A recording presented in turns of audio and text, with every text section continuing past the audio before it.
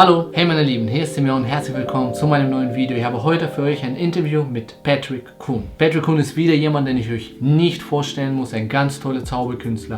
Und er hat die Zauberwelt mit toller Zauberei bereichert. Er hat viele Routinen mit Karten rausgebracht, mit Ringen. Alles super visuell, super anspruchsvoll, aber gleichzeitig auch super effektvoll. Worüber ich aber mit ihm reden wollte, ist ein ziemlich interessantes Thema, und das ist etwas, worüber ich mich mit vielen Profis unterhalte. Viele professionelle Zauberkünstler, die tolle, originelle Magie rausbringen, wenn sie performen, wenn sie Table Hopping machen oder Swirl Magic machen, die fallen doch auf Klassiker zurück, die performen dann doch öfter Klassiker.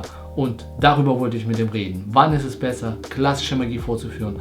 Wann ist es besser, etwas total Originelles, total Verrücktes vorzuführen? Und das ist richtig spannend geworden. Ich wünsche euch ganz viel Spaß mit Patrick Kun. Okay, so that's a great question because, when I started magic, I love sleight of hand magic, and it doesn't matter how hard it is or it doesn't matter how difficult it is, I will still, learn it until I can do it, Still today, I still like to explore more things, but I become a little bit more selective of what things I learn. I think, sleight of hand magic, difficult sleight of hand magic especially, has its own place, and also classic magic as well.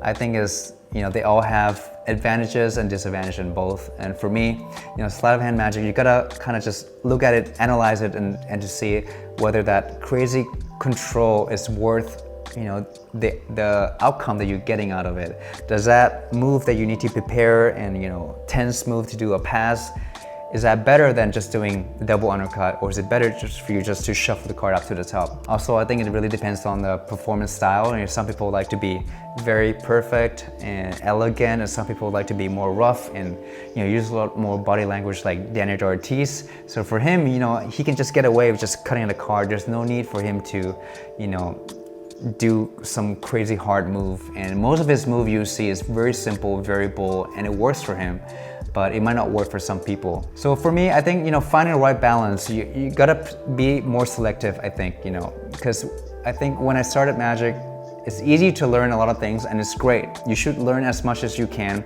practice as much as you can, because the more you learn, the more dexterity you have in your hands, and you can adapt more and create more. But as you grow up more and perform more, you can kind of just pick things that you like, things that you think is more beneficial, that is better than classic undercut, or just classic shuffle. Those moves that are better, you can replace them, and that way you can kind of combine both and just do both,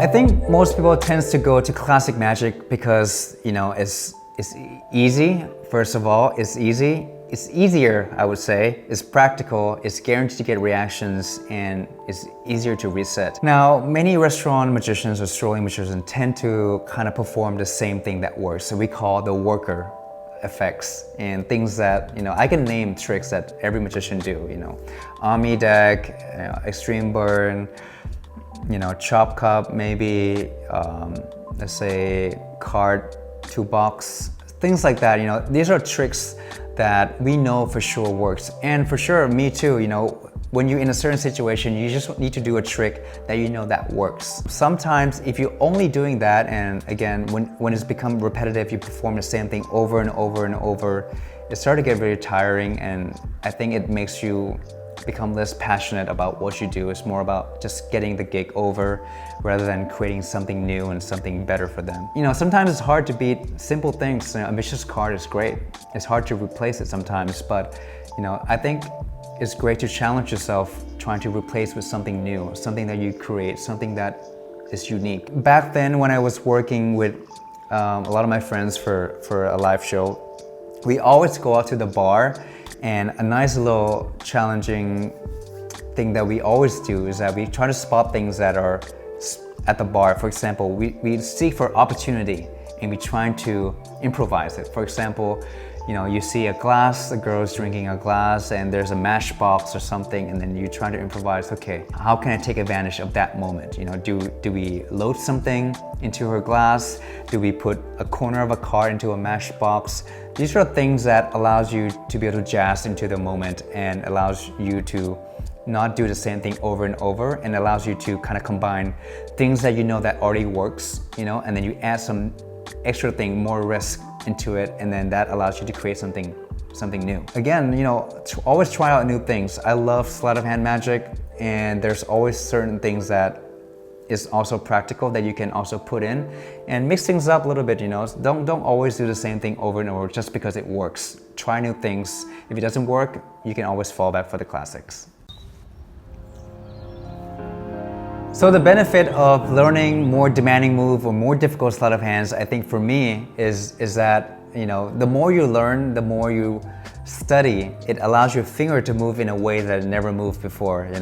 You would think by now that people would run out of ways to control cards, the way to shuffle cards. If you look at cardistry, for example, back then, we only do like Charlet cut or something like that, and now people come up with, maybe over 50 ways of, doing one-handed cuts. So this is the same thing that applies to sleight of hand magic. The more you learn, the more your finger can move, and the more you can move, it allows you to create more, allow you to be able to adapt, from cards to coins to ring to palming object to switching object, and this would be beneficial for you for TV, social media, live performance, and anywhere in the long run. So the biggest lesson I learned as a creator in magic, per se, I would say, is to solve problem. And a lot of people say, how do I create and how do I start? And the first thing you can look at is to look at ways to solve problem. Does this effect fit your style?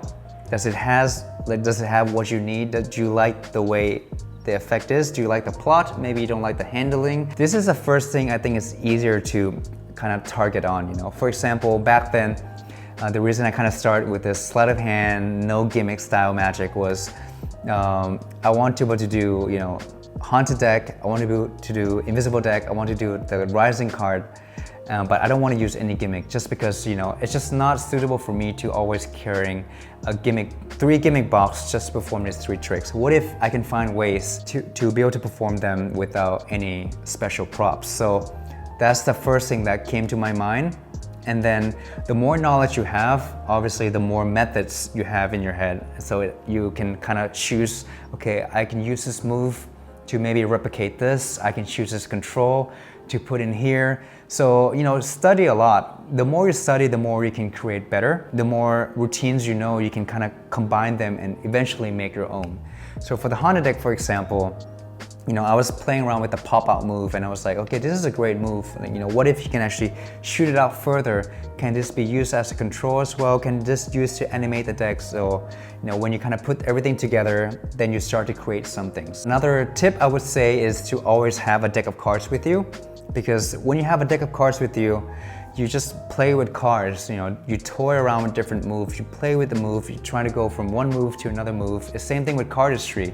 You learn how to cut the card one hand, you learn how to twirl a card with another hand, and you find ways to combine them. Sometimes you discover move that you never thought is possible. Sometimes you discover move first, and then you figure out routines. Sometimes you find a plot first, and then you find move to fit in. So there's many ways to play around, but always have a deck of cards in your hands, because the more you play with it, the more things you fiddle, and eventually you might come up with something that's your own.